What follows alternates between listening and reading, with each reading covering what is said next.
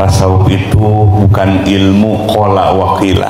Kata para ulama sufi, ilmu kami bukan ilmu katanya-katanya, teori-teori, bukan muhadharah, tetapi ilmu praktek.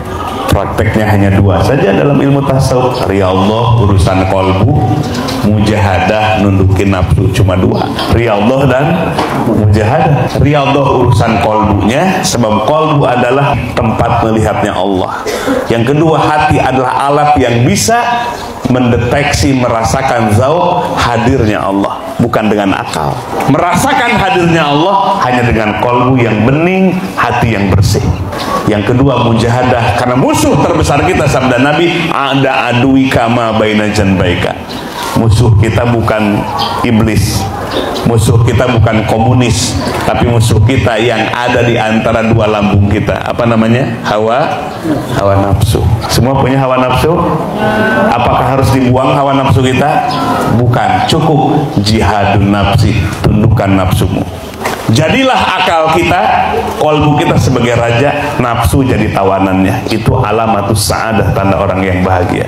Alamat selaka, alamatus syaqawah, nafsu jadi raja, kolbu jadi tawanannya. Kuncinya di situ. Maka pentingnya riyadhah, mujahadah, melatih kolbu dengan zikir dan tazkiyatun nafs, bersihkan hatimu dari dua hal, dosa di masa lalu sebab jadi noda dalam hati kita. Yang kedua, amrad al-qalbiyah, penyakit hati. Kalau penyakit hati yang menimpa para ilmuwan, para sarjana, para akademisi, namanya ilmu yang membuat jadi ujub. Apa ujub tuh?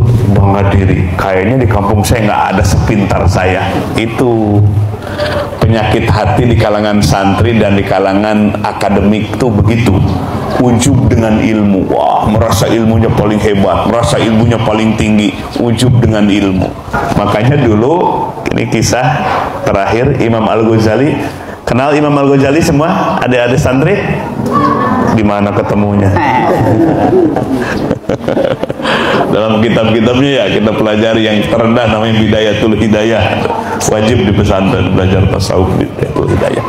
Itu Imam Al-Ghazali, beliau punya adik namanya Ahmad Al-Ghazali. Ini ditinggalkan oleh ayahnya ketika dua-duanya masih kecil, dan ayahnya mewasiatkan supaya hartanya dipakai menuntut ilmu bagi kedua anaknya. Imam Ghazali lari ke ilmu-ilmu zohir, jadilah ulama besar, ulama zohir. Imam Ahmad Al-Ghazali lari ke ilmu batin, tasawuf dan thariqah, jadilah seorang al-arif billah, orang yang ma'rifat kepada Allah. Satu waktu balik dua-duanya ke ibunya, kemudian sholat berjamaah. Imam Al-Ghazali karena ilmu zohirnya lebih tinggi, lebih dikenal oleh orang, adiknya di belakang jadi makmum. Ketika salam Imam Ghazali, Imam Ahmad adiknya sholat mu'adah atau i'adah, ngulang sholat. Dilirik oleh Imam Ghazali, sakit hatinya, lapor ke ibunya, Bu, aku sakit hati dengan adik. Kenapa? Dia sholat ngulang. Dipanggil lah. Ditanya oleh ibunya, Ahmad, kau benar sholat mu'adah setelah sholat diimami oleh kakakmu? Iya. Kenapa alasannya? Aku melihat gamis kakakku penuh dengan darah. Kata Imam Ghazali, ini gamis yang aku pakai tadi, sedikit pun tidak ada setetes darah. Lalu kata Imam Ahmad Al-Ghazali, aku bukakan mata hatiku, melihat hatimu bukan ingat kepada Allah. Pada sholat adalah aqimis sholat li zikri, tegakkan sholat supaya zikir kepadaku. Tapi engkau ingat kitab karangan bab haid yang belum selesai. Nangis Imam Ghazali. Kok tahu dari mana bisa ilmu seperti ini, luar biasa. Nangis Imam Al-Ghazali, tersentuh karena adiknya lebih tinggi ternyata ilmu batinnya. Benar dia ketika sholat bukan zikir kepada Allah, masih ngarang kitab, sehingga diumpamakan gamisnya berdarah karena karangannya bab haid.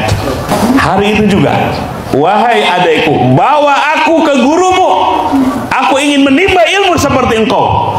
Dibawalah. Ini di dalam kitab Marokil Ubudiyah yang dikarang oleh Syekh Nawawi Al-Bantani, sejarah ini. Dibawalah Imam Ghazali oleh adanya ke guru mursyidnya. Tapi gini, ternyata gurunya itu tukang sol sepatu. Hirfahnya, asbabnya mencari rezekinya lewat jadi tukang sol sepatu. Subhanallah, jangan ukur orang dengan profesinya.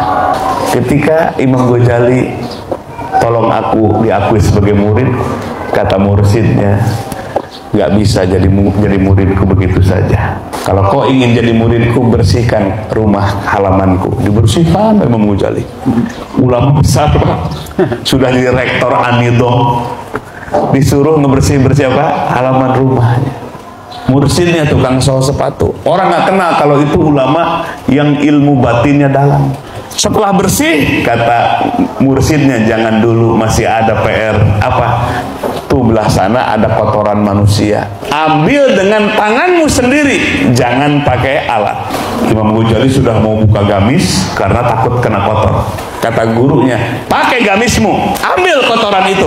Di situ Imam Ghazali mikir, akhirnya dibukakan mata hatinya, itulah ujian. Akhirnya bulat hati untuk mengambil kotoran manusia itu. Ketika akan disentuh, stop Al-Ghazali. Bilang stop Al-Ghazali, itu langsung mata hati Imam Ghazali dibukakan oleh Allah hijabnya. Apa hijab pertama? Ujub dan sombong dengan ilmu. Itulah yang menghalangi hatinya tersambung dengan Allah. Jadi walaupun sudah jadi ulama besar, tanpa bertasawuf, maka ilmunya tidak nafi. Akhirnya kata gurunya, Al-Ghazali, kau pulang sekarang, selesai berguru kepadaku. Pulang Bapak Ibu sekalian. Dia kumpulkan semua santri-santrinya, dia berkhutbah di hadapan santrinya. Baru saja aku dapatkan ilmu yang lebih hebat daripada ilmu yang selama ini aku ajarkan kepada kalian. Itulah ilmu hakikat. Maka Imam Al-Ghazali, Bapak Ibu sekalian, nggak palang tangguh. Selesai dari mursyid itu, dibukakan mata hati yang pertama dalam kitab Al-Munqidh Minad Dhalal, penyelamatan dari kesesatan. Beliau 12 tahun beriadah dan bermujahadah. Salah satunya beliau di negeri Suriah nyamar jadi tukang marbot masjid. Apa marbot masjid itu?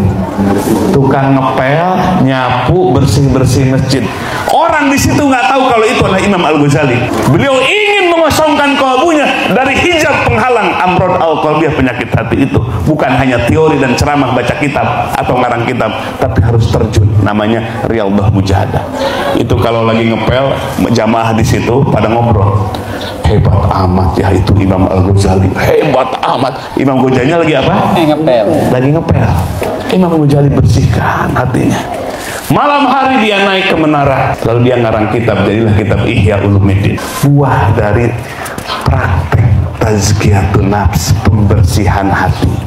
Membersihkan hati dari keakuan, salah satunya adalah ilmu dan amal. Nah, maka akhirnya Imam Al-Ghazali sukses pakar di bidang ilmu tasawuf.